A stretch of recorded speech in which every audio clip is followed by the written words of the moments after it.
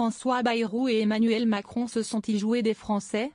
Suite à la censure du gouvernement de Michel Barnier, le président de la République a dû rapidement nommer un nouveau Premier ministre.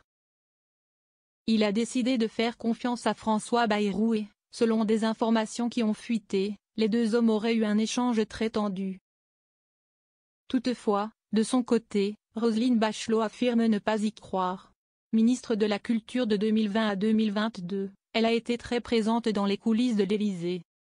Ainsi, sur l'antenne de BFM TV, elle n'a pas hésité à déclarer « Je n'exclus pas une formidable manœuvre menée à la fois par Emmanuel Macron et François Bayrou ».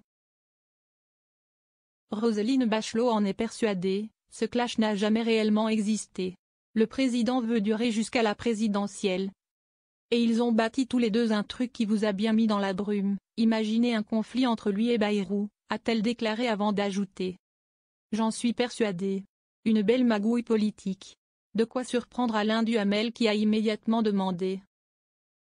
Roselyne, vous pensez que si est du théâtre?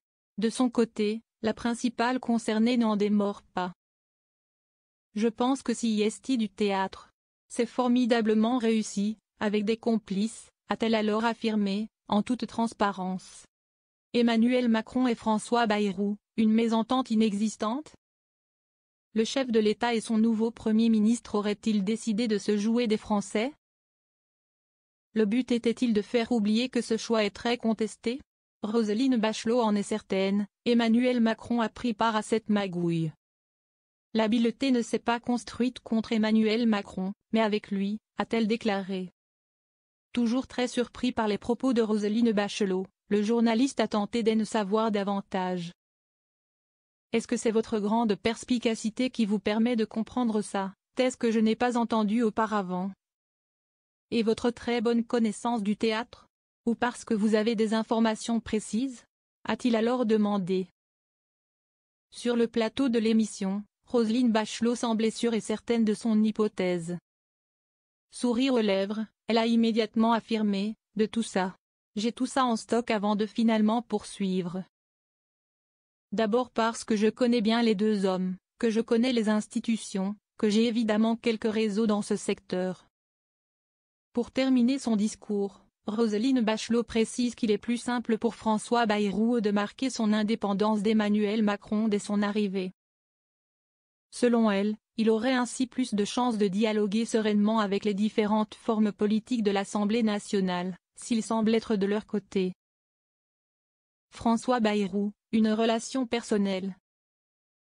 Depuis sa nomination en tant que Premier ministre, François Bayrou fait l'objet de nombreuses rumeurs. Dans les colonnes de la Tribune du dimanche, il a souhaité apporter quelques précisions concernant sa relation avec Emmanuel Macron. La relation avec le président est d'abord une relation personnelle, a-t-il débuté avant d'ajouter, c'est un homme dont les gens ne se rendent peut-être pas compte de l'audace et du courage. Il n'y a rien de plus simple pour moi que de travailler avec lui.